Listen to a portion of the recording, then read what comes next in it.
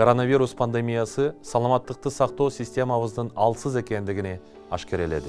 Бул тармактагы туура эмес жүргүзүлгөн саясаттан элдин канын соргон фармацевтикалык мафиянын гүлдөп өсүшүнө алып келди. Элге дары-дармек арзан болсун деген шылтоо менен жеңилдетилген салыктарга ээ болгонуна карабай, иш жүзүндө эселеп кымбат сатууда. Буга өзгөчө пандемия учурунда күбө болдук. Фарм компаниялар эбегейсиз чоң кирешелеринен мамлекетке 1%-га жетпеген салык төлөшөт. Бул жагдайда мамлекет да пайда көрбөй, эл да жабыркоодо.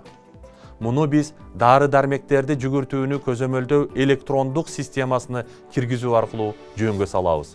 Жыйынтыгында ар бир дары өндүрүүчүдөн бейтапка чейин мамлекеттин көзөмөлүндө болот.